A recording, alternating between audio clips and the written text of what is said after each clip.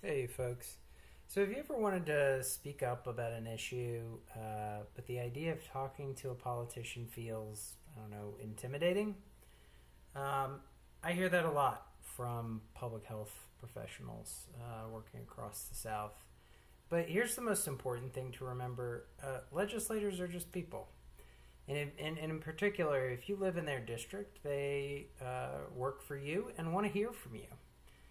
So we put together just a very quick guide to sort of making your voice heard. And really, the first step in this is just to note that this is about relationship building. Remember that this isn't about just like a one off engagement or conversation or phone call. You have to build trust and relationship with your legislators just like you would anybody else.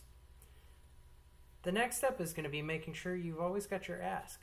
So make sure you're prepared. Just go in with more than a complaint and make sure you've got an actual request in mind.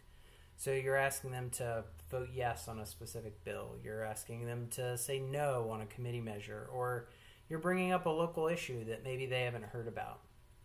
So know exactly what you want to do before you pick up the phone or walk through that door. Next is you got to introduce yourself.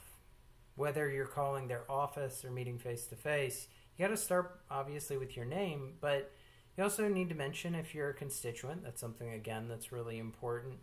And you gotta tell them about why you might be a subject matter expert, or why it should be why they should be listening to you of all the constituents they have about this specific issue. And then you got to make it personal. Facts and statistics are always really important, but make sure that you're always incorporating stories too, because that's what really changes people's minds and really sticks for the long term. So share a brief, compelling story about how the specific issue impacts you, and think about maybe how it impacts your family or your business or your community. But keep it concise, keep it short, and you really want to try to connect on a human level. And that's when you're going to sort of pivot towards your ask, right?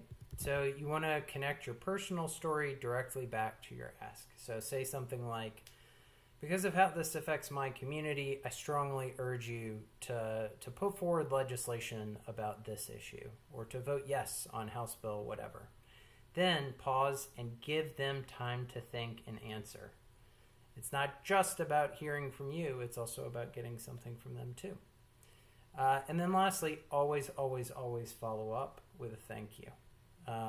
Thank them, thank their staff, thank whoever you need to make sure that when you set up your next meeting with them next time, that you've gotten a step further in building a relationship with them.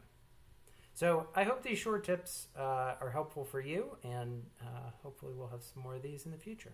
Thanks.